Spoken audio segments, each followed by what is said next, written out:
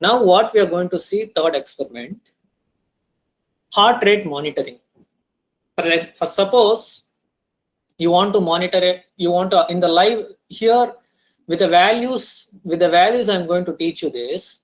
In the live, how you can develop with from this experiment, what we can learn means, in the live, if you want to acquire some ECG signal, okay, from the acquired, either it is a ECG signal or any biosignal or any signal, let it be a speech signal, whatever it is. Once that signal is acquired, if you want to monitor some parameters from that signal, you can monitor all those things. And if you want to give any alarm, some alertness, for example, from this experiment, what I'm going to tell you is, I'm going to display a heart rate, and based on the heart rate, whether it is tachycardia or bradycardia, based on tachycardia, bradycardia, your heart rate is greater than 100, I name it as a tachycardia. If it is less than 60, bradycardia. I'm going to give some lamp. But for example, if your heart signal is abnormal, I'm going to give a lamp, red lamp. If it is normal, green lamp. Color you can choose according to your wish. So this is a normal ECG signal. You might have know this, or some ECG students might not be knowing. Maybe second year student, they might not be knowing.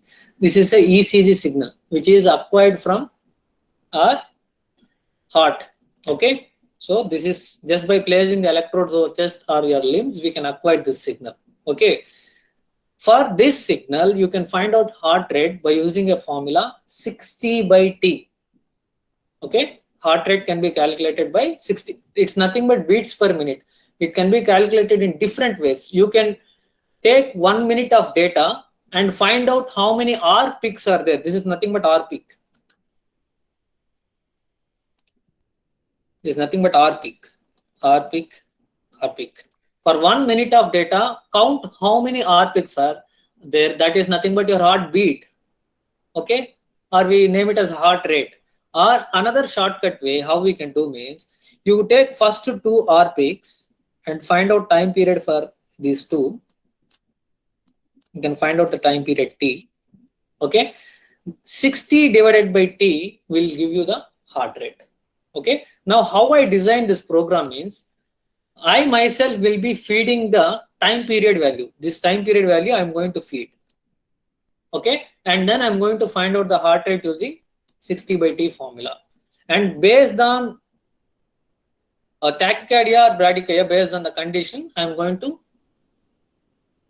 change the color of the lamp. How it can be done, we'll see now.